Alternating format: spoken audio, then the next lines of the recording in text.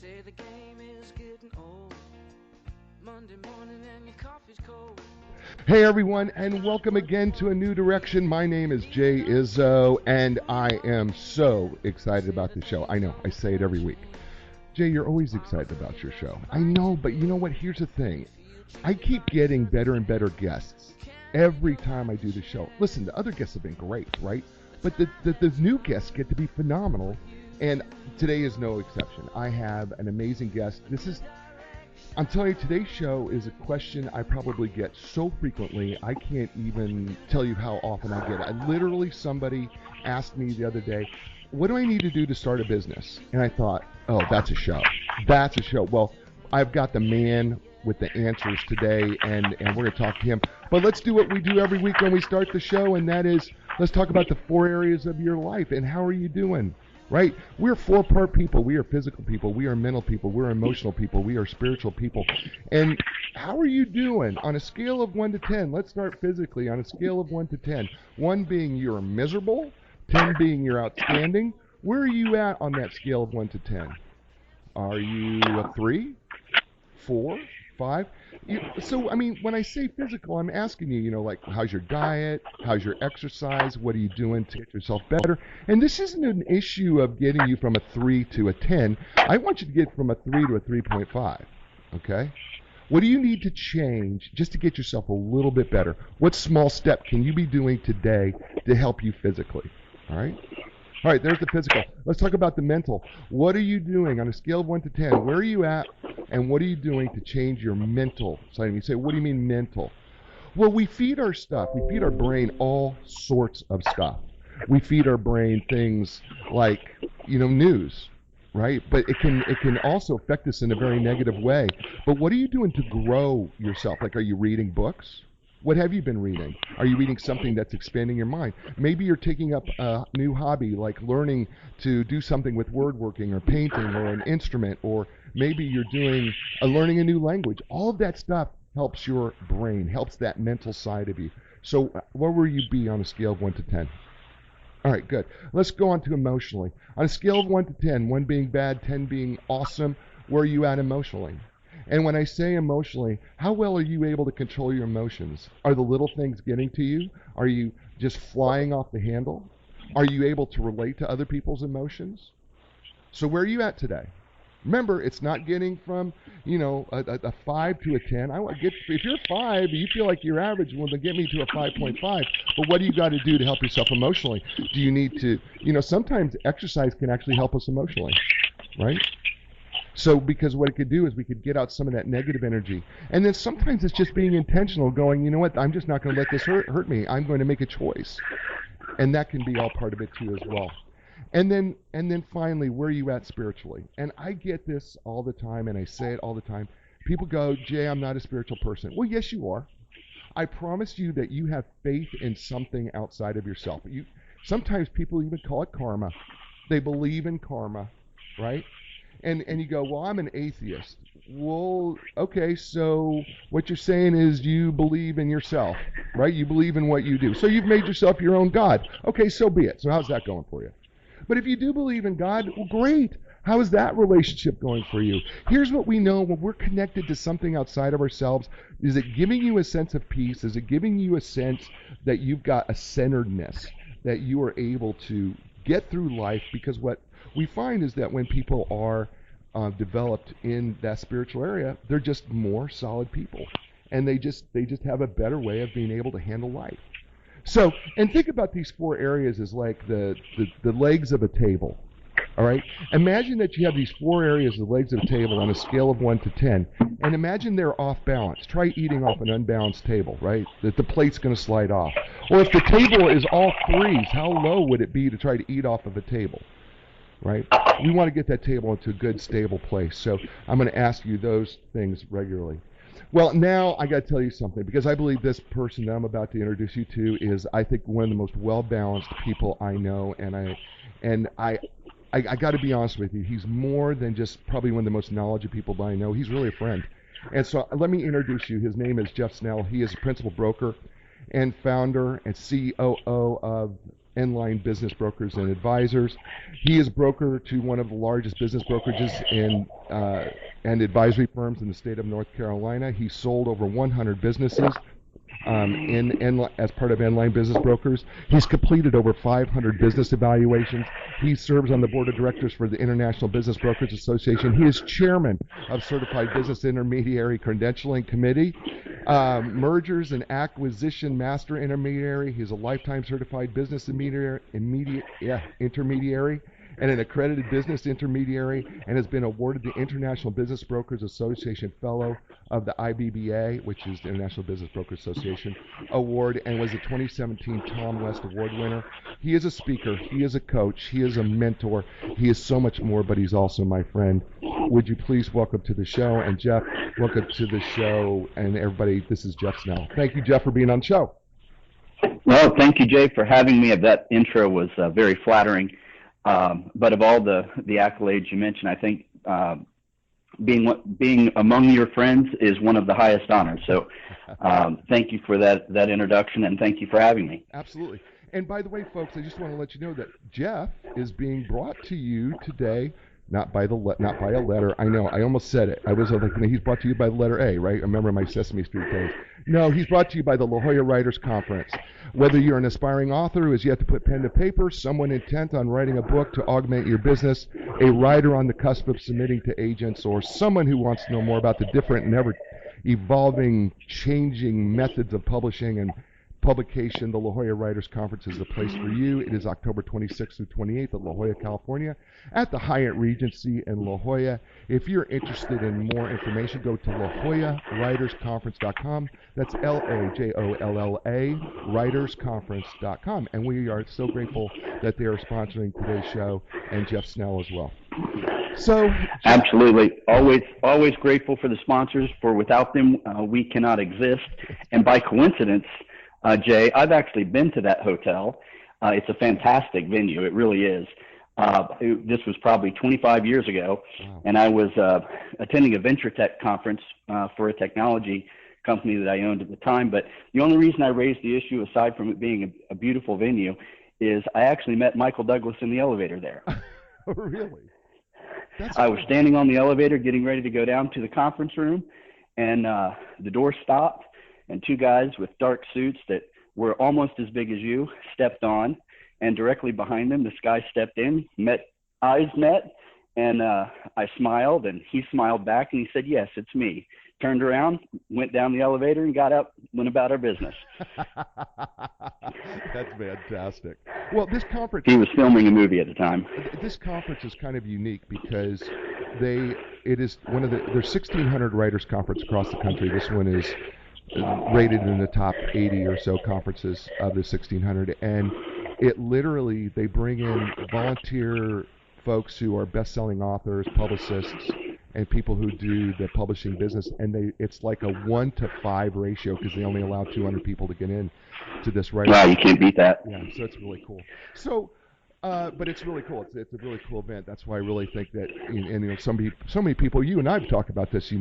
I've written a book, and I know you're working on one, and it's a tough thing to do. Writing a book's not easy, and we have friends who do it, and it's a tough business. So, and speaking of business, one of the questions I get so regularly, and matter of fact, it just happened on Facebook. Somebody messaged me and said, "How do I start? What do I need to know? What do I need to know to start a business?" And if somebody came to you and said, because this is what's happening in our world. We don't want to work for anybody. We want to work for ourselves. We want to be able to set our own hours. We want to be able to kind of control our own schedule. We want all that control, but starting a business is hard. So what should you consider? What should you think about if you're going to start a business? Well, I certainly agree that starting a business is a challenge, and one that many people aspire to, but may be daunted by all the knowns and unknowns of what is required to do that. I would say the first and probably most important step, which may in fact be one of the easier steps, is to align yourself with a business attorney who's familiar with the laws of the state and the region, the county or city that you're in, so that you're in simple compliance. The last thing we want to do is start a business and started with problems that are going to start unfolding as the months and years go on, because we perhaps don't have a permit that's required, or we're not properly registered with the Secretary of State. These things are not complicated. They're certainly not expensive, but it's important to cross your I's and let's cross our T's and dot our I's when we're getting these things off the ground, so that we don't have a lot of wasted time and effort down the road fixing things that could have been very easily handled by a competent business attorney on the front end. So, okay, the number two, I have listeners all over the United States, but the number two most listened to state that listens to this show on a regular basis, the podcast. And by the way, if you're interested in the podcast and you're an iTunes user, it's anditunes.com. If you're an iHeart user, it's just AND. That's a new direction, iHeartRadio.com, and you can just go and pick up the podcast there. But California is my number two state that listens to this show, downloads the most podcasts. Is there something significantly different about when you talk to starting a business? Are state laws that diverse that they could be that different? Well, they really are, and I'm glad you mentioned California. California and Florida are known as jurisdictions that have a lot of business guidelines and requirements to stay compliant within their jurisdictions. California is especially known for their environmental concerns. So depending upon the type of industry or business that you're trying to start, you may need to have certain clearances. The easy example is if you want to operate a service station, vehicle service station, or a gasoline station, EPA is going to do phase 1, 2, and 3 ground studies to make sure that the land is not contaminated. If it is, then there's remediation costs and brownfields, and these are all things that, again, a competent business attorney can guide you through.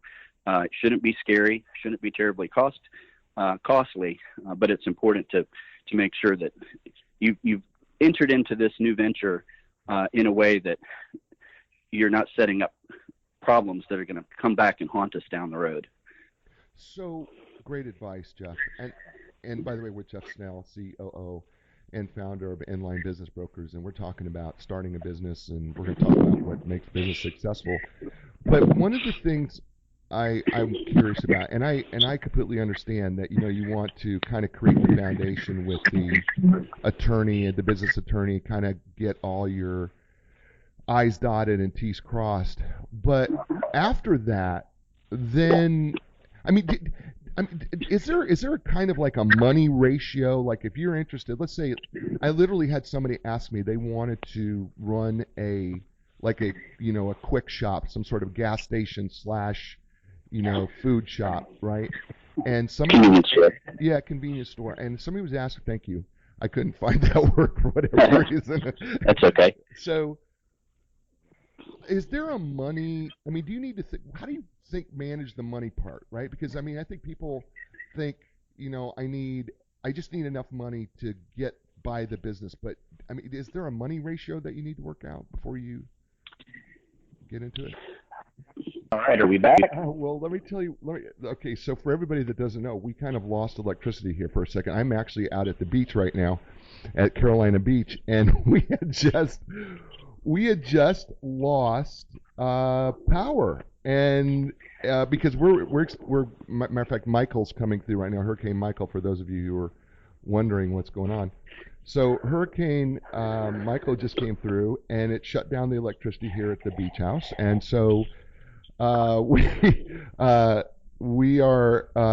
back, and we're going to pick up where we left off, and we're matter of fact going back live again on Facebook for those people who are wondering where we've been. So if you hear a glitch in the show, ladies and gentlemen, it's because we literally the wind came through and shut down our electricity for a moment, and we had to reconnect with Jeff Snell. And we're talking with Jeff Snell, CEO and founder of Enlign Business Brokers and Advisors. And we are talking about starting a business, and is what we're doing today. And of course, he's brought to you by the La Jolla Writers Conference, and that's LaJollaWritersConference.com. And so, Jeff, we before we got rudely interrupted by Hurricane Michael, we, we were talking about the money issue of, I want to get into a business. Is there a money ratio that we need to know? Did I lose you again? Hello?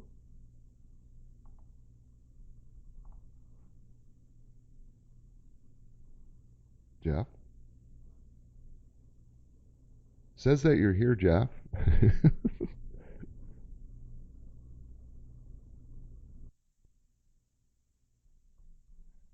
All right, well, we lost Jeff again. This is what happens, man. I mean, you're dependent on electricity. All right. We're back, round three. Yeah, well, you did mention to the listeners that we're at I haven't actually looked online, but I think we're at a stage 3 or stage 4 tropical storm. I'm in Raleigh, North Carolina, central, northwest, east, and south, about dead center of the state where Jay resides most of the time, and it is pouring down rain here with interesting winds and trees swaying. So we're going to do the best we can. Yeah. I think where we left off, we were talking about the some of the risk factors in starting a new business, and one of those that we were talking about specifically was capitalization. Yep. And capitalization, for those who don't use a lot of monetary terms, is simply how much money that you've brought to this endeavor to get it off the ground and hopefully get it to a cash flow positive state before you run out of said capital. So being undercapitalized is the number one reason that I see businesses fail, or even not be able to achieve the growth that they're capable of, because what is counterintuitive to some is that growth can actually be very damaging and dangerous to a young company, because as you increase sales and service, depending upon your industry, you're having to carry receivables, which is the amount of money that the client owes you for delivering that product or service over time. And typically, commercial receivables are 30 days. What that means is, as you are more and more successful, you have more and more people that are owing you more and more money for 30 days. Well, your vendors, unless they're also providing you those same 30 or more day terms, you're going to get yourself into a crunch, and you're going to be very successful. Sales are going to improve month over month, quarter over quarter, perhaps even year over year, but your bank balance is going down and down and down. That doesn't mean that you're running the business inefficiently or that you're making bad business decisions. What in fact it means is you're probably making very good business decisions. Operationally, you're probably sound. You're efficient in your expense management, but simply by the sheer growth and the requirement to have capital to fund those sales of purchases and services that you've delivered to your clients puts some out of business, because then the vendors start tightening their terms, and a downward spiral can commence that ultimately can crush a business. So that's the number one concern that I have when I'm talking to someone that's contemplating starting a new business. So, I mean, let's just run through an example. Let's say you're going to spend, you're going to get into a business. Let's just say $500,000, $500,000, right? And let's say that's the cost of the business. That's the cost to buy the business. How much money should I probably have? Is there a percentage? Is there some sort of a percentage that says, okay, if you're going to buy a business that costs you $500,000, this is how much you should have on reserve? Well, there is. Let me point out I guess a point of order, so to speak. So we're talking about starting a business, right. And in some people's definition, starting a business can be inclusive of buying a business. Right. But in my industry, which is business brokerage and helping people buy and sell businesses, we differentiate starting a business from buying a business as being really completely different animals. So starting a business is you're going to choose a name, you're going to choose an industry. Of course, you're going to have to bring some money for marketing and initial startup costs, perhaps some salaries, buying initial product to resell. You're going to have those costs. That's one way to get into business and being an entrepreneur. But another, and again, different in our view, way of becoming an entrepreneur is to buy a business. So when the question specifically asks about buying a business and financial ratios, those numbers are much more known and easier to discuss because we have a lot more data. A startup business can have so many variables, it's very difficult to talk definitively about what type of reserves might be appropriate. But when we're talking about purchasing a business, we're going to expect that we have at least a year, probably 3 and hopefully more years of financial information from which we can do what's called a working capital calculation. And we can look at that business's historical activity, its income, its expenses, and we can determine how much money or working capital is needed to operate that business without ever going below zero in your company's operating account. That's what, of course, everyone's trying to avoid. So working capital is, at a very simplistic term, the amount of money that a business owner chooses to keep in their operating account so that they never go below zero. And almost every business owner I've talked to can tell me, how much money do you like to keep in your business bank account? And without having to do any kind of fancy calculations or pull out a calculator, you can almost bet that's going to be the working capital they require as a new owner to continue operating the business in a similar fashion to the way that the seller or the founder operated the business before it was sold. That's great information. Okay, so I first of all, I think this is really a great piece of information, because I think you're right when you say that when we talk about starting up a business, I think we kind of lump sum it, whether I'm doing this ground up from zero and I'm starting creating something from nothing basically, or I am purchasing something new and I'm starting something new because I'm purchasing it, I'm getting into a new field. I think that distinction is really, really important. And so let's talk about the buying business piece, because I think when people start a business, like for me, someone who has started from ground zero and is trying to build, has been building his thing, of speaking and authoring and my coaching and that type of thing. Someone who's been building that from the ground up. It's a very different animal. But there are people who want to start a new business by buying an existing piece of real estate or buy an existing business. So should they contact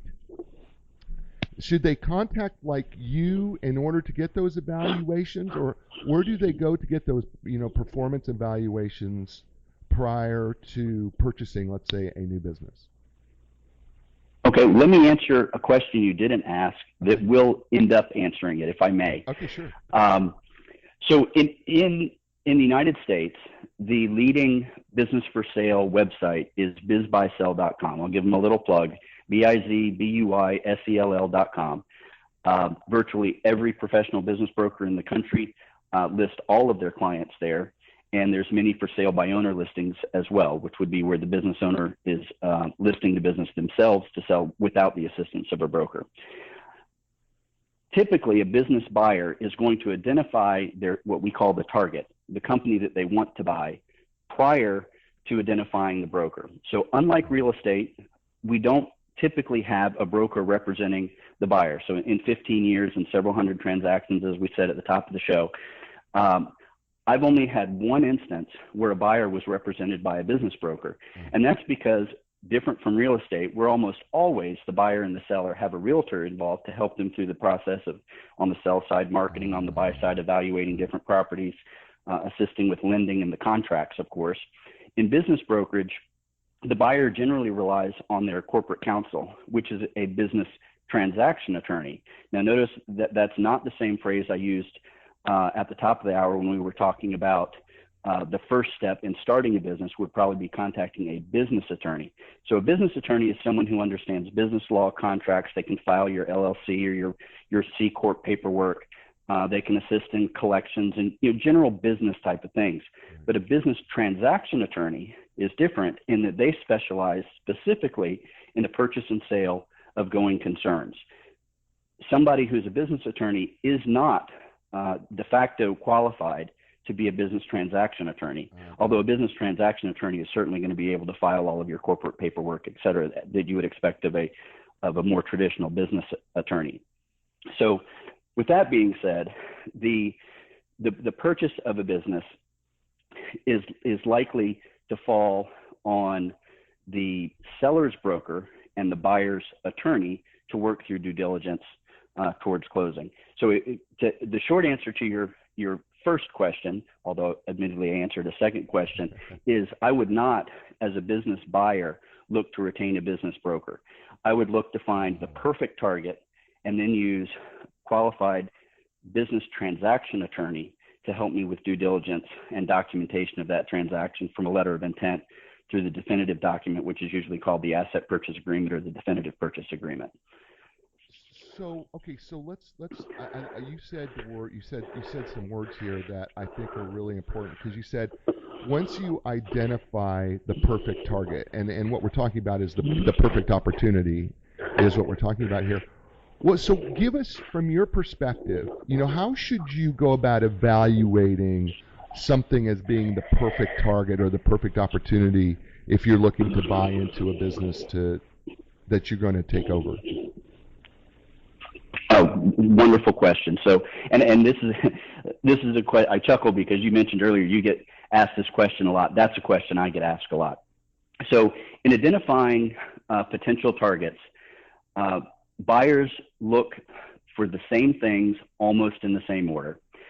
The first criteria is generally geography, because in general, people don't want to move. They're entrenched in their neighborhoods, their schools, their churches.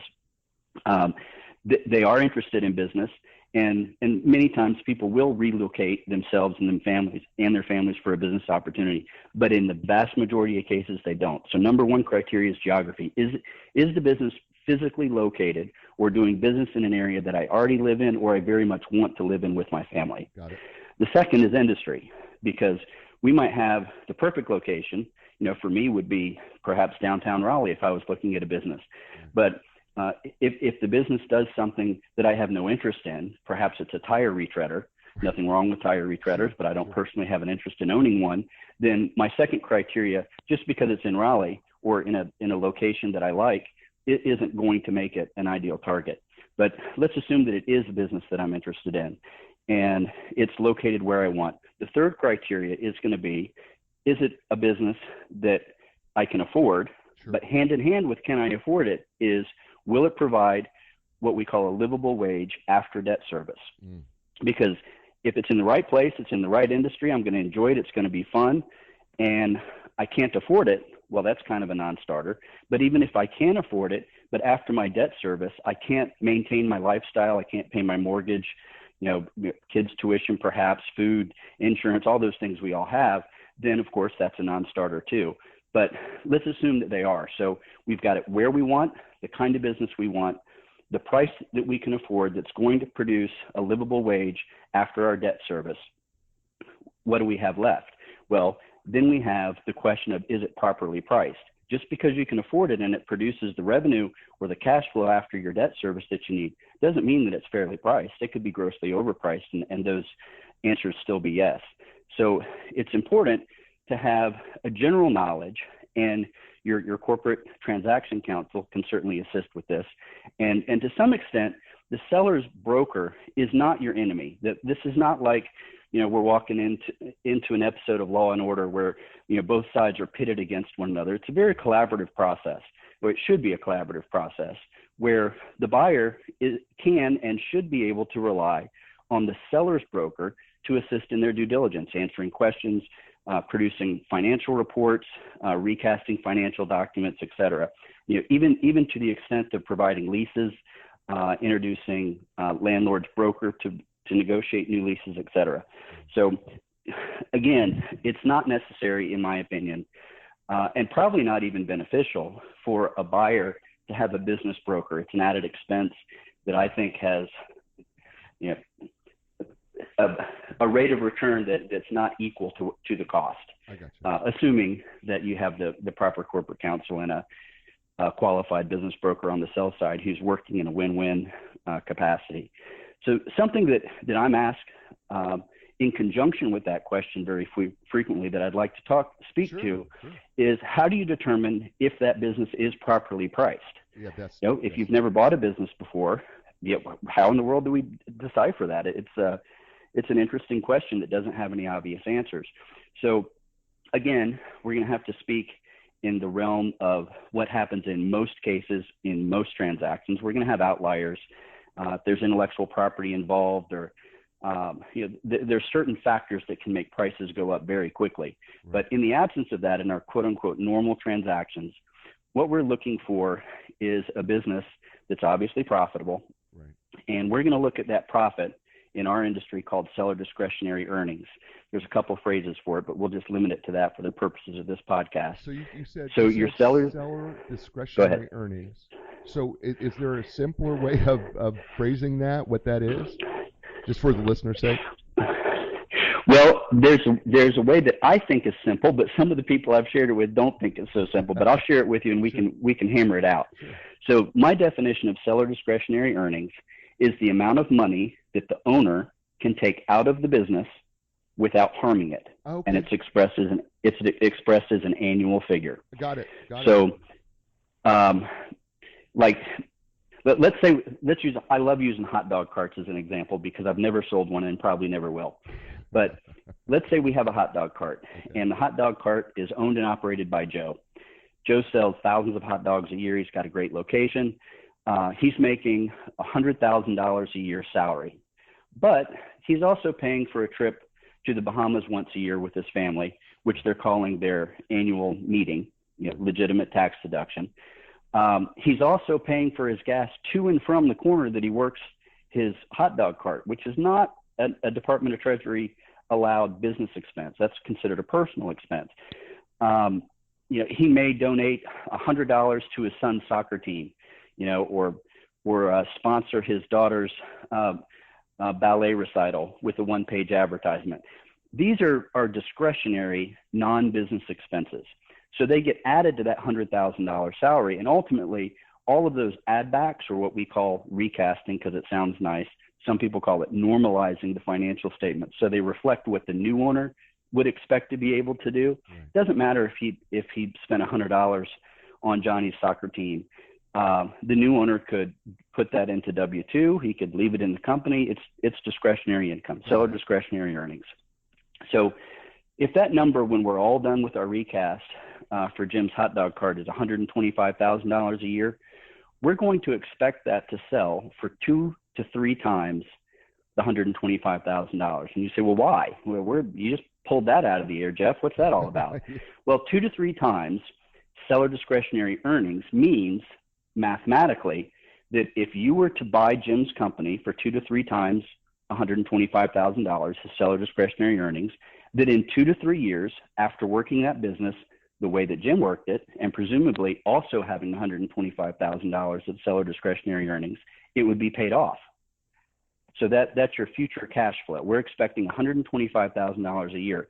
Now, we're not paying, I haven't given you a debt service calculation, because if we're paying $250,000 to $325,000 for this business, we're probably going to put 10 to 15% down. The rest is going to be finance. And of course, we're going to have to pay that principal and interest out of the $125,000 of seller discretionary earnings. But the majority of that's principal, and it's really coming right back to us when we sell the business again anyway. Right. But that's an important ratio. That 2 to 3 times seller discretionary earnings is important. So if you're on BizBuySell and you see this great business and it says seller discretionary earnings is $100,000, but the asking price is $600,000, well, back into the math, that's 6 times seller discretionary earnings. Wow, that seems like double normal, right?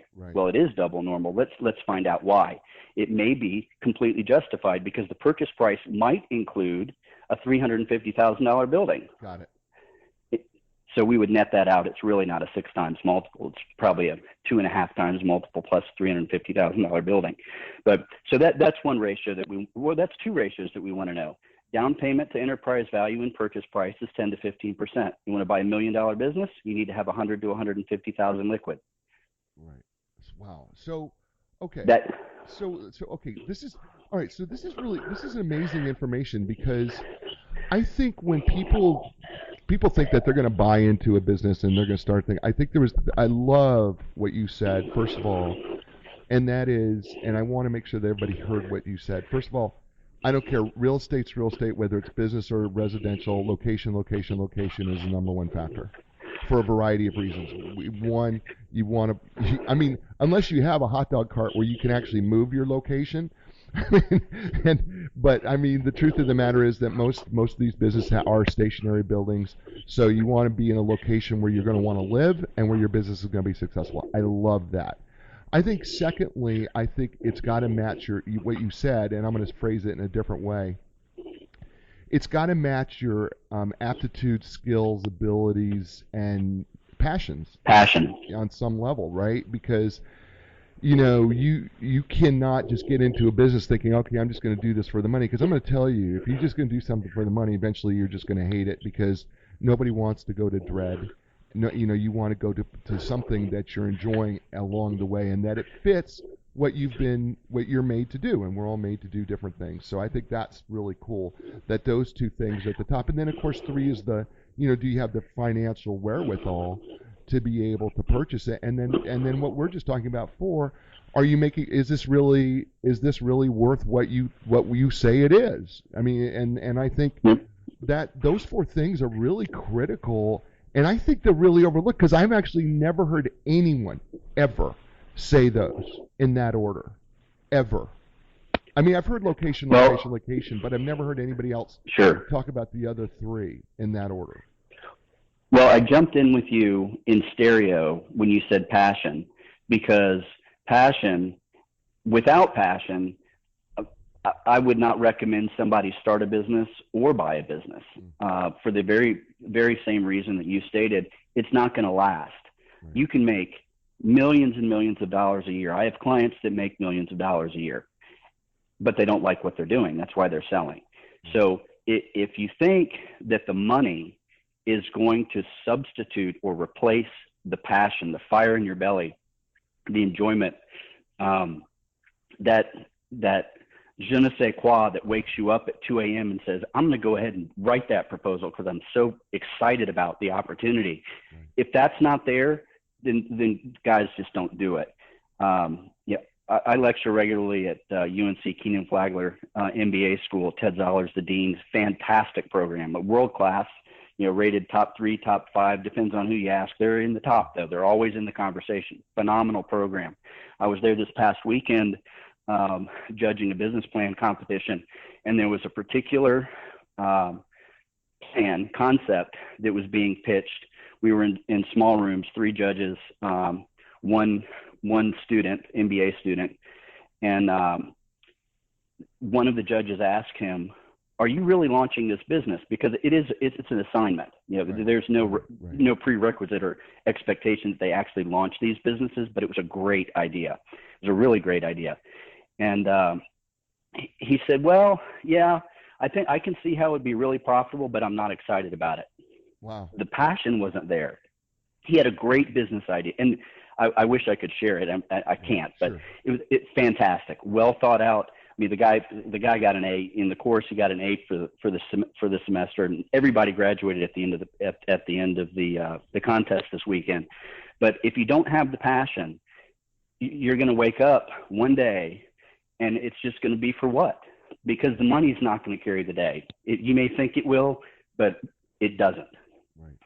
No, I no, you're right. I mean, I think this is a piece that people miss when it comes to whatever you're doing in life. I interviewed John Tamney a few weeks ago. He wrote a book, The End of Work: Why Your Passion Can Become Your Job, and great author, by the way. I really recommend people read it, and you listen to the podcast, because John, it's a few podcasts ago, and you can of course go to iTunes, iHeartRadio, Spotify. And by the way, it's really easy. If you're a Google Play user, just go www.and for a new direction, googleplay.com. You can listen to the podcast there. If you're an iTunes user, it's www.anditunes.com, and you can listen to it there. And by the way, we're talking with Jeff Snell, COO and founder of Enlign Business Brokers and Advisors. We're talking. Hey Jeff, this is Jay. Hi everybody. We're back again for the 3rd time. But I got to tell you, so when you do, I've done radio now for the last couple of years. I've been on a radio show, co-host a radio show, and we've had these type of issues happen before where you just go down. There is just, unless you have, even if you have a generator, there's really nothing you can do when the internet's gone and electricity goes off. Sorry, this is what happens, and especially because we're live on Facebook right now and doing this. And by the way, let me just reintroduce what we've been doing. We're talking with Jeff Snell, CEO and founder of Enlign Business Advisors. He's been gracious enough to be on the show today, and being patient enough for me to recall him on a couple different occasions. and we're talking about business, getting into business, whether it's starting from scratch, but we're talking about buying into business.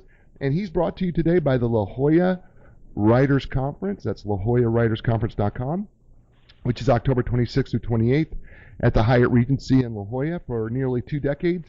Community, intimate classes, personalized attention, ambiance, and a dedicated and outstanding faculty have annually converged to provide an intensive experience where writing becomes habit, habit breeds success, and writers become authors. And this is a terrific conference. There's going to be over 70 classes in which to choose. You have publishers, agents, screenwriters, writing and PR experts. You are going to have best-selling authors. Publishers, I'm telling you, there's a number of classes that you're going to be able to go to. They're going to help you get through writing your book, how to write your book in the right way. It's going to be fantastic. There's over 1,600 writers' conferences a year. The La Jolla Writers Conference is considered to be in the top 80 of those. So by Writers Digest. So check them out. Go to www.lajollawritersconference.com. That's La Jolla, LAJOLLA, writersconference.com. Tell them you heard about us on A New Direction. And again, that's October 26th through 28th. So, Jeff, we were talking about buying into a business, and I think I was actually getting into talking about the sponsor of today's show when we got cut off. I think that's where we were at. Yeah, okay. No, absolutely. I'm just glad that, to my knowledge anyway, there's no Russian hackers involved in these technical difficulties, and it's purely Hurricane Michael related. So we'll keep our fingers crossed on that. But I think when the goblins struck last, you were talking about a prior guest who was very entertaining, as I recall. Yeah. And really, his message to me embodies the concept that if you love what you do, you'll never work another day in your life. I realize that's a formal quote attributable to somebody else, but the point being, his point and our point, is that when you're looking at starting a business or perhaps buying a business, if you don't love it, you probably shouldn't even start down that path. But if you do, you can start using some of the tools that Jay and I have been talking about in valuing a business, finding a business transaction attorney that can assist you, and if you happen to be the buyer, where you can find a listing on bizbuysell.com and hopefully engage with the seller's broker who's experienced and competent and has a win-win mentality for that transaction, not only for his client, but of course for the buyer. And I'm really passionate about that concept because the first time that I had an individual contact me to represent them in the sale of the business that I had sold them the business it was ground changing. I had never contemplated, I hadn't planned for it, but I realized that here's an individual in a high value transaction, because it doesn't matter if someone's buying a $100,000 business or a $25 million business. And I've been involved in all in between. It's a lot of money to them. If you're engaged in a $100,000 transaction, it's because that's the range that is viable to you. And if you're in a $25 million transaction, it's because that's the range that's viable to you. And to you, the buyer, it's a lot of money. You want to make sure that you have a strong team around you, and that on the, I'll say opposite side, but it really should be a collaborative process. The opposite side being the seller side should be supportive of you and not an antagonist or a protagonist in the process. So, and I mean, that's terrific advice, because I think, first of all, I think most people don't even understand what it takes to like buy a business and move into it. And I want to talk about something that's kind of more popular that maybe you can help us walk through here a little bit. And that's buying into a franchise. I have a friend who is a franchise business guy. I mean, he literally sells people franchises. I mean, that's what he does. And by the way, I just want to give a shout out, Carmen Marzella, who happens to be our business attorney, is joining us on the show today. He's listening in, and so thanks for listening, Carmen. But anyway, franchises. Let's talk. What's the pluses and minuses of getting into a franchise? Are there? I'm sure there's got to be negatives and both positives to it. So because some people will, I hear a lot of people go, I bought carpet cleaning franchise, or I bought a franchise for a convenience store, or a part of a franchise, or whatever the franchise is. How is that different, or is it? Well, it is different. Franchising, I think most people are familiar, but I'll do a very quick synopsis. So franchising, think McDonald's, think Subway, think major global multi-billion-dollar brands that specialize in perfecting a business model, packaging it, and selling it and replicating it to franchisees. So you have a franchisor, that's the concept owner, and you have franchisees, and those are the individuals that purchase generally territories or locations. Different franchises work different ways, but essentially you're purchasing the right to represent that brand in a particular market or location. Very popular in food service, very popular in personal services. You mentioned carpet cleaning, et cetera.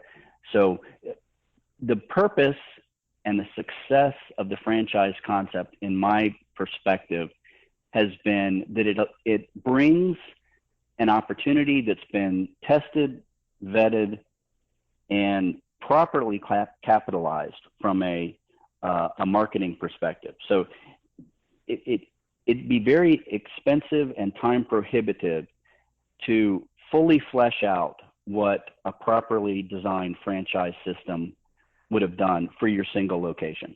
It also brings an operating plan and all the documents to go with it, employee agreements, employee handbooks, all the stuff that true entrepreneurs probably don't really care about, but we know we need, in a package where you can buy into that franchise system, follow their instructions, and I don't mean that in a negative way, but follow their plan and expect, quite frankly, to be successful because they've already tested it in other markets, in hundreds of markets in many cases. And you mentioned Carmen Marzella a moment ago. Carmen Marzella is probably the model transaction attorney that I was referencing several times throughout this call. He does incredible work based out of Raleigh, North Carolina, and he is no exaggeration, world-renowned franchise transaction attorney with the Dunkin' Donuts brand. Yeah, he himself has owned Dunkin' franchises, and he's world-class. There's just, frankly, no other way to summarize it. But getting back to franchises, as a business broker, franchises are a way for individuals who may not be as entrepreneurial as others to still be business owners and have a reasonable expectation of success.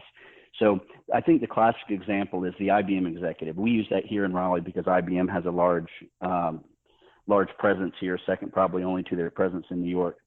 And when people decide that they no longer want to work for Big Blue or whatever big corporate is, and they're looking at business opportunities, they may not be as entrepreneurial as it takes to start something on their own, or even to buy a business that's not a franchise, that doesn't have all the structure that a franchise can bring.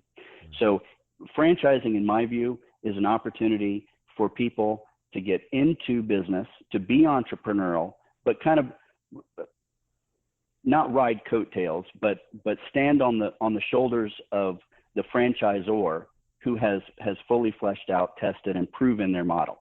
Now, when it comes to franchise resales, as a business broker, I don't see the creme de la creme. My friend who owns 14 McDonald's in this county is never going to call me to sell them because there's an instant market and they're going to be sold.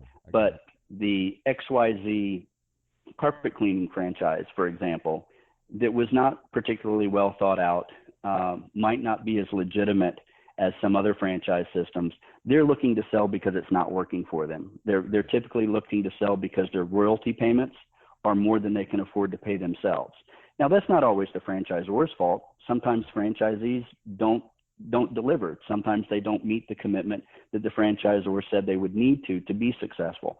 So not throwing anyone under the bus, sure. But in general, franchising and franchise resales are a different animal than someone who's reached true retirement age and is looking to exit their business because they happen to be 72.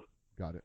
Generally, someone who's selling the franchise, from my experience, is selling that franchise because they have not been able to be successful with it. So some people love franchising, some people don't. There's a franchise broker that participates regularly. I mentioned earlier in the Keenan Flagler program, MBA school. Her name is Ann. She's out of Atlanta. She's a UNC MBA graduate, very well known, very well respected in franchise resale. She works exclusively helping individuals, usually displaced or retired corporate executives, match with a franchise system that meets the criteria that, frankly, we talked about earlier. That's universal. It's where they want geographically. It's an industry that they're interested in, that they can be passionate about, a keyword that we've touched on more than once in this podcast. That they can afford, that's going to generate a return after debt service that allows them to maintain their lifestyle. Yeah, that's awesome. We're talking with Jeff Snell, COO and founder of Enlign Business Advisors. We're talking about getting into business, whether you're starting from scratch, whether you're going to buy a business. We've even just talked about franchising a little bit here and what the pros and cons are of that type of business, getting into that type of business. Jeff, one of the things that you're saying to me here as I'm listening to you in this conversation, and we've kind of thrown the word around a little bit, and that is the word entrepreneur. And I have folks who want to say that there's an entrepreneurial type of personality. As a psychological professional, I don't know that I agree with that. I think the entrepreneur has a certain set of skills, desires, passions, and maybe that's a personality. I don't know. But I've always thought that maybe there's a book out there somewhere that says, you may not be an entrepreneur. I mean, do you see, you've done so many business transactions, and you've sold businesses to people who probably have never owned a business before. I'm certain, probably on several occasions. Do you kind of get a sense of who's going to be successful? Those people who are buying a business. Do you get a sense?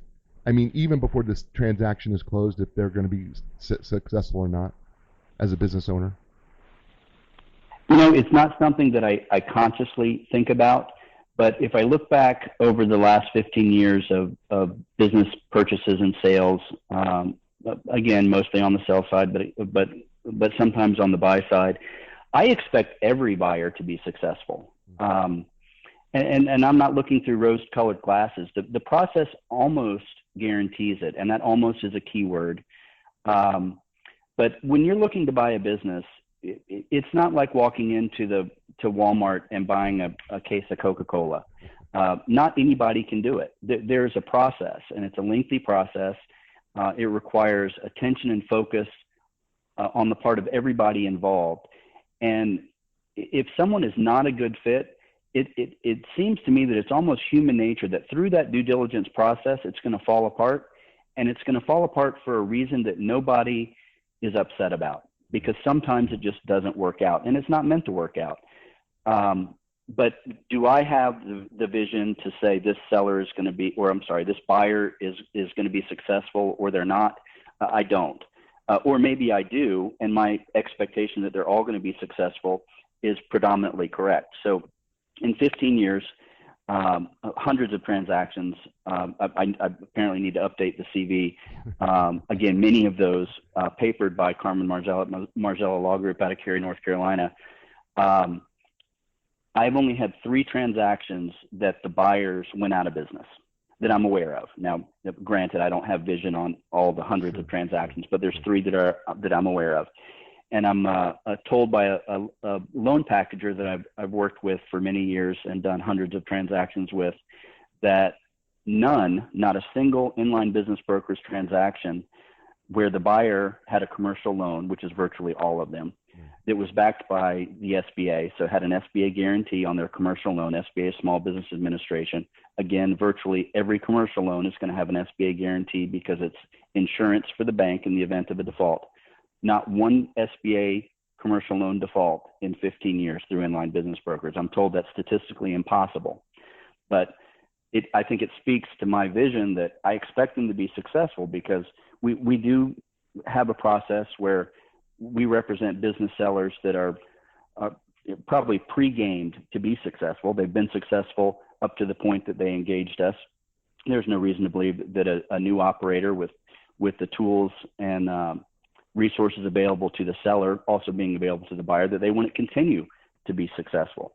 And again, one of the proudest moments I ever experienced is when a former buyer client becomes a seller client. And in two cases, I've been on the sell side, the buy side, the sell side and the buy side, and the sell side again 3 times. So probably not the answer you were looking for, but the success rate when acquiring a business is statistically very high, whereas the success rate when starting a business, if we're to believe statistics, which we've already acknowledged earlier in the podcast, can be used to prove anything. After 2 years, approximately half are not successful. So a business broker who was going to admit their bias and wanting to help people buy and sell businesses because that's how they earn their living would tell you that the probability for success in buying a business is much higher, and it's statistically higher with independent data than starting your own business. But a lot of times that has to do with the capital available, because some people don't have the capital available to purchase a successful ongoing operating concern, so they start one. And there's certainly no shame in that. I've started companies myself. I've bought companies myself. Different times in your life, different times in your career. Sometimes one just makes more sense than the other. That's awesome. Folks, we're talking with Jeff Snell, and CEO and also the founder of Enlign Business and Brokers. And Jeff, I know that you've been gracious. You've given me more time. We've had a couple glitches because we've been down thanks to Hurricane Matthew, and special thanks to Hurricane Matthew. And special thanks also to La Jolla Writers Conference for being a sponsor of today's show and sponsoring Jeff, and of course A New Direction. And so we thank you. And if you want to find out more information about the La Jolla Writers Conference, which is being held October 26th through 28th at the Hyatt Regency La Jolla, just go to LaJollaWritersConference.com. That's La Jolla, LAJOLLA, WritersConference.com. It's a great conference. It's also put on by, I'm going to be biased here as well. It's put on by my publicist who founded the La Jolla Writers Conference, and my publicist, strategiespr.com, has been an amazing group of people that I've been able to work with. And I'm telling you, they have taught me so much about how to save money writing a book and getting it published, getting it into bookstores, and that whole thing. So I really highly recommend La Jolla Writers, the La Jolla Writers Conference, because it's going to be great. And I think maybe next year I'll actually be speaking at that conference. So that's pretty cool too. So Jeff, as we kind of wrap things up here, first of all, I want to just say thank you. You've been amazing, and I knew you would be. And you were so gracious in doing this the last minute, and I am so thankful and grateful that you did that for me. And so I just want to make sure that I acknowledge publicly my appreciation and gratitude, because I certainly am. And you've also been a great mentor to me, and you've listened to me, and I think that's one of the most amazing things about you is throughout all your success, you still take time out for people. And I think to me, that is one of the most awesome things about you that I think is so amazing, is that I know how busy you are. I know the type of person that you are, and yet you just are able to take that kind of time out. So thank you for doing that. And then so one of the things I ask every guest to do at the end of every show is I ask them, the show's called A New Direction. So if you were to kind of summarize, helping people find a new direction when it comes to starting a business, buying a business, what would you say to help people get on that first baby step into starting a new direction in this area? Well, that's a great question. The path to greatness is not paved. So the listeners that are interested in business ownership, I'd suggest that you start looking. Just play. You don't have to make a commitment. The internet's almost free. Certainly using websites like BizBuySell are free. Go on there and just look. Educate yourself as to what's available, and pay special attention to how it's being marketed. Look at those price ratios that we talked about. Is the asking price 2 to 3 times owner benefit or seller discretionary earnings? Is it in a location that you like? Is it an industry that you're interested in? And if you're serious, you need to have this conversation with yourself about making a life change and potentially being more entrepreneurial and stepping into the role of a business owner. It's a big decision. It's exciting. For those of us that have done it, I think virtually all of us would say there's nothing like it. It's phenomenal, and they would do it again every day if they had the chance. But take a look at what's available, and if you're driven, if you feel that passion, if there's a fire, contact that seller's broker and have a conversation with them. You don't have to prove yourself to that broker. Business brokers deal with first-time business owners every day of the week. We do not expect that you be experienced. We do not expect that you know the jargon. We don't expect that you know the legal issues. We have transaction attorneys that help us with that. All we expect is that you be genuine, have an interest in the business that you're asking about, and a good broker is going to help you hold your hand and walk you through that process as far through that process as you want to go. You have no obligation to make an offer, certainly no obligation to purchase, but get engaged, show up, and you might be surprised at what the outcome is. That's awesome. And Jeff, last thing, how can people get a hold of you?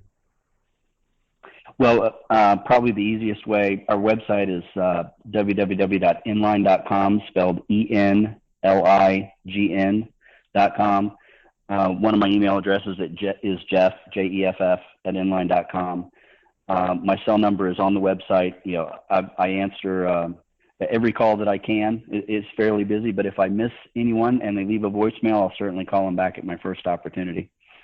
So, ladies and gentlemen, I will be putting Jeff's information on the JIZZO website, and of course that'll transfer over to whether it's Spotify, iTunes, but I will make sure that you see his logo. You will get to see www.enlign.com. You'll see Jeff's beautiful face also there as well, with the summary there at the JIZZO.com website.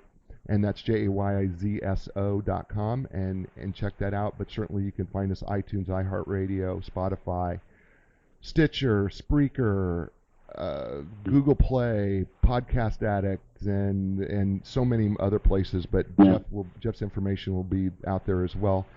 And so, go ahead.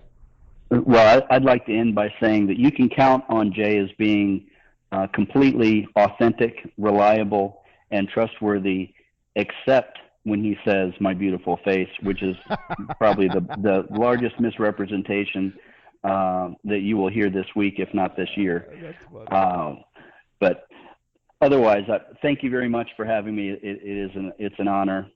You opened by talking about our friendship. I'd like to end the same way. I respect you as much or more than anybody else I can think of. I appreciate what you do for me, my business, my family. And your listeners and your sponsors. This is a gre's show, and being a part of it's been special. I hope I have an opportunity to come back and perhaps talk on some other topics. Absolutely. I would love to do that with you. So I want you to stay with me as I close the show. So, hey, ladies and gentlemen, listen, we've been talking to Jeff Snell. He has been outstanding.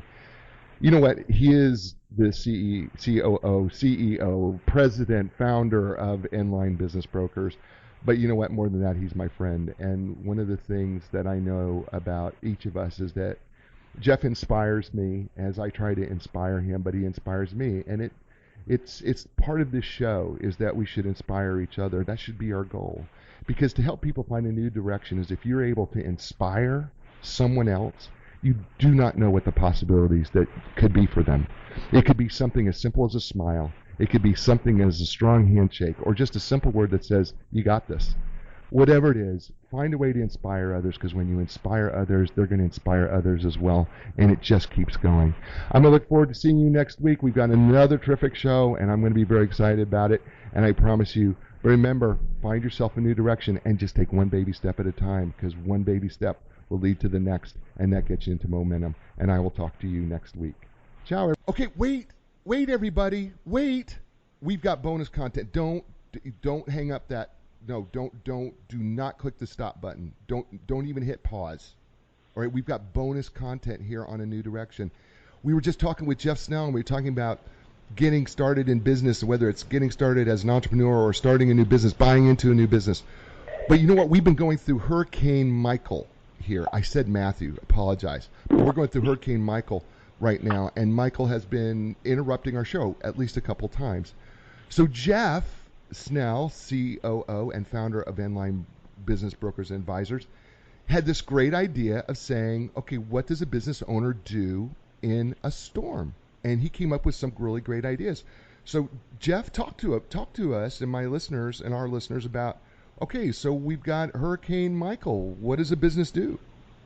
All right, guys. Well, I really appreciate you guys hanging over for this bonus content. I hope it's going to be worth every second and more of your time. And right now, we're obviously talking about Hurricane Michael because it's on top of both of us. Jay's at the beach at his beach house, a beautiful place, but the weather's not great. He's lost power a couple times in this last podcast. I'm sitting in Raleigh. The wind is blowing. It's raining. I'm hoping, but not terribly concerned about trees falling in my house, but anything can happen. I work at home. And I wanted to talk to you guys about preparing your business for a storm. And I'm not selling insurance. I'm not going to mention a property and casual guy. That's not what this is about. This is about protecting your business when the weather decides it's going to rear its head and potentially have an impact on your future success, which none of us want to have weather have an adverse effect on our business. So there's the obvious. We've got physical security. If you're a retailer and you're in the face of a storm, you're probably buying plyboard and boarding that up, okay? That's common sense. I'm not here to tell you that. You know how to do that. Now, if you have the capital and your business requires it, let's say you're a technology company, you better have a generator in the parking lot. It better have auto switches, meaning that when it senses the power goes off, it turns itself on. You want everything to be automated. Those are long-term or longer-term planning things. But let's talk about right now. The storm, it's not on top of me right now. It's still coming this way. It's going to get worse before it gets better. What can I do? What can you do?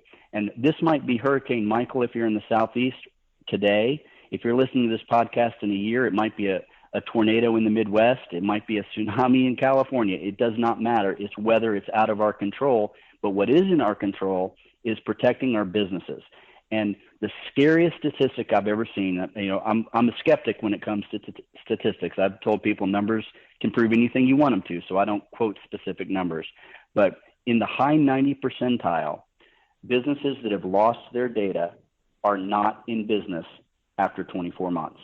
If you lose your QuickBooks file in 24 months, statistically, you're out of business. I don't care if you're the largest company in North Carolina or the smallest one. The odds say if you lose your data, you're done. And that's sad because it's so easy to fix. So number one on my digital checklist, data backups. Now, obviously, local backups are better than no backups. But if you're flooded, your local backup is gone too, because that hard drive, once it gets wet, it might be recoverable, but it's not reliable. You don't want to bet your business on that. Let's get an off-site cloud storage backup solution. Now, I'm not going to plug any of them. I use one. It's a big name. You can Google it. You'll find dozens of them. But the point is, subscribe to a service. It's probably going to cost you $79 to $119 a year, depending upon what service you get and which vendor you select. But back up everything business related. If you've got servers, you want to have a server contract. I'm a smaller business. Everything that's important to me is on one PC, but I've got it backing up. It backs up in real time so that I can lose that computer. I can lose it to a lightning strike. I can lose it to a flood. I can lose it to theft. It doesn't matter, because once I replace that hardware, I can download it from the cloud from my service provider, and I'm back in business, and I'm not part of that 90+% that's not likely to be in business in 2 years. So that's the number one tip and trick when it comes to saving your business, when it comes to natural disasters or impending bad weather. The second is make sure you have redundant internet access. So much of our businesses now have been pushed to the cloud. We've got our accounting on the cloud. We've got our marketing, Facebook. Social media is obviously cloud-based, but if we can't access it, it's no longer part of our business. So make sure that you have redundant access. Now, it's not practical for most of us to have physical redundant lines coming to our business. So that would be, for example, AT&T fiber and Google fiber. You could have both. There's even very intelligent, fancy switches that will auto switch and load balance between them. But for most of us, that's not cost effective. So make sure that you know how to tether your cell phone to your computer. Sounds very simple, and it is very simple. Most plans allow it, but you need to know how to do it. On my phone, I actually require a USB connection because the Bluetooth doesn't happen to work.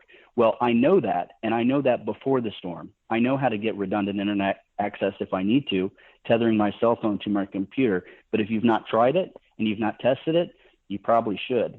So what are we thinking about on a more global level when it comes to employees?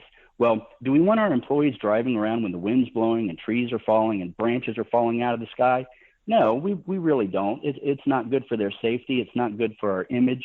It's not pro-employee. So this. All right. So ironically, while we're talking about storms and preparation, planning, we lost our connection. Jay and I at his beach house, and me in Raleigh with the storm. Electricity is an issue. So nothing better than nature to point out the very issues that we're talking about. So we were last talking about, my words, allowing employees to work from home. But in fact, allowing, I don't like that word. We're having them work from home, and we're testing how that works from a technology perspective, and effectiveness and efficiency perspective. I think in most cases it's a positive thing. I'm not saying shut down your corporate locations and your retail locations, but I think it's great for everybody to have a plan B in the event of inclement weather or anything else that you can communicate and conduct business when you're not physically together as you usually are in your office. So while we're talking about offices, whether you are in your office or at home, we haven't talked about this in probably decades because it's technically old technology, and that's uninterruptible power supplies. I owned a technology services company for 7 years. It was my first business sale, which led me to become the business broker that I am today. And I could not be more familiar with all the brands, phase technology, backups, the surge protectors. Believe me, from a technical perspective, I know all of that. But embarrassingly, about 6 months ago, I was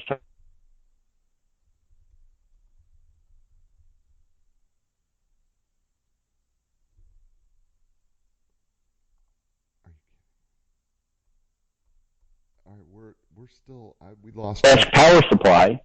We just lost Jeff for a second, but he's back now. So, sorry, Jeff, we lost you for about 30 seconds there. All right. Well, so let's rewind the tape going back to UPS systems. I was just saying that, in a prior life, I owned a technology company. If I know anything, it's uninterruptible power supplies, phase inverters, load balancers, surge protection. I get all that. But embarrassingly, 6 months ago, I was talking to my second largest client. We're editing a spreadsheet. We're actually doing a business valuation recast. And the power went out at my house. The weather wasn't even bad. It was, sometimes somebody hits a pole on the street at the top of the road and you lose power. Well, that's what happened. And I lost all my data. The changes that I had made during that call was very frustrating. So it reminded me, you know what? Your APC surge protector died, 3, 4, or 5 years ago. Didn't bother to replace it. Well, you need to have a UPS on your computer at work and at home. So we're talking about how to prepare your business for a storm. Having uninterruptible power supplies, it's not only good for a storm, it's good all the time. So let's get away from the blocking and tackling of how to defend ourselves against bad weather. And I'm wrapping up, bonus content. Let's talk briefly about how do you turn a storm situation into a marketing opportunity? Well, you guys probably know Jay is an incredibly successful speaker, author, incredible person. He's an advisor. He doesn't claim to be, but he gives great business advice as well. But he's also married to an incredible woman who's an incredible business person, Linda Kraft. She owns arguably the best residential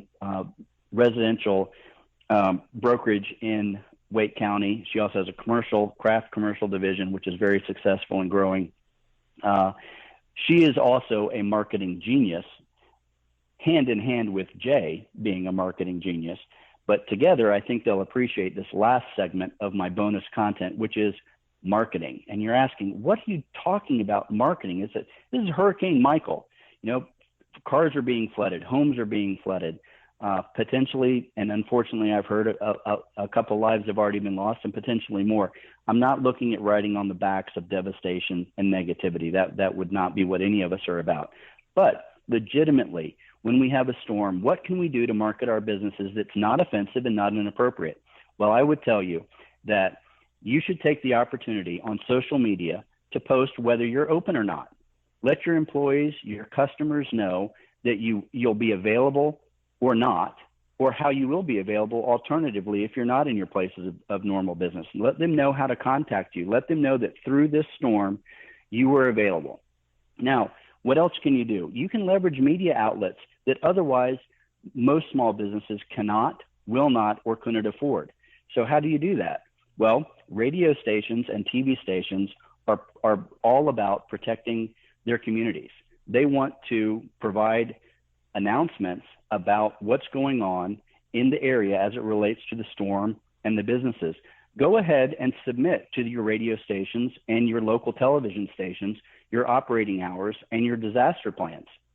Let your employees and your customers know this is how we're reacting to this weather situation or this natural disaster. And at the very least, they see your name, they see your logo, and they see that you care. So wrapping up all of these three talking points of physical safety, we want to board up our physical offices, our retail locations, assuming that we have the time to do so safely. Long-term planning, we want to have power redundancy. We want to have generators that will be auto switching so that when we do lose power, we have power back and we can continue operations. Digitally, we want to make sure that all of our mission critical data, certainly our accounting data, but our client data, contracts, everything that's on our servers and on our main PCs is being backed up remotely, meaning not at our physical locations, not your place of business, not your home, but the cloud. We want to go to a third-party resource where everything is, in a data center that has terabytes and terabytes of data that they're then backing up again, so that we're not falling victim to the statistic of 24 months after a data loss, we're not in business anymore. We want to have redundant internet access at a very high sophisticated level. That means hard lines with switches that are load balancing and auto switching. But at a very basic level, we want to tether our cell phones. It's not high tech, but you got to test it. The first time I did it, it didn't work. Probably the first couple times I tested it didn't work, but now I know that it works, and it provides a level of comfort that's important in protecting our business and making sure that we can serve our clients and be in contact with our employees. So let our employees in bad weather work from home. Let's give them the tools that they need to be effective. Let's have UPS, uninterruptible power supplies on our computers, simply so that in any event, whether it's a major weather event where somebody hits a telephone pole on the corner, we're not going to lose our data. We're also not going to have a hard restart that could corrupt our operating system and whatnot. And then finally, as we said on marketing, let's take advantage, not unfair advantage, but let's take advantage of the marketing opportunity to announce in social media, radio, and television what our intentions are on how we're going to work to support our clients and communicate with our employees during inclement weather. Wow. Folks, first time ever on A New Direction, we unleashed bonus content. That's right, we unleashed bonus content, and how fitting it was during Hurricane Michael and having Jeff Snell, COO, founder of Enlign Business Brokers. Just check out www.enlign.com. That's enlign.com. Check him out. He was so gracious to call me back, said, I got some additional content, and he gave it to us right there. Jeff, awesome. I mean, I love every one of those points. We've gone through all this stuff. I don't have a generator here. I probably need to come up with a backup plan for that here for sure, if I'm going to continue to do my radio show in the middle of a hurricane. So I need to do that for sure. That's cool. That was really great stuff. Folks, remember, reach out to Jeff. If you want to learn anything about this, about buying, selling a business, you want to go with Enlign Business Advisors. And again, it's www.enlign.com, enlign.com. Check them out. They have a great website. It's easy to access, easy to get around. Jeff is available to be contacted. His cell phone's right there, but you can contact him by email as well. Check him out. He's all over social media. Enlign has a Facebook page. They're part of LinkedIn. They're also part of Twitter. So check them out. I'm telling you, you really want to get as much information as you can, and I'm telling you, he's the person that can do it. Jeff, thanks again for this bonus content. This is outstanding. Thank you so much. Absolutely, Jay. Thank you for the opportunity. Thank you for giving me access to all your listeners. I hope that they found value in the discussion about business acquisition and startups, as well as this little bonus content about how to make sure we're prepared when the unexpected happens. So thank you very much. Enjoyed the opportunity and, of course, as always, our friendship. Thank you very much, Jay. Thanks. This was a lot of fun. Thank you. I appreciate it so much. And so, all right, everybody, that was the show. Wow, bonus content show. All right, check us out next week. All right, everyone. All right, I'll look forward to seeing you then.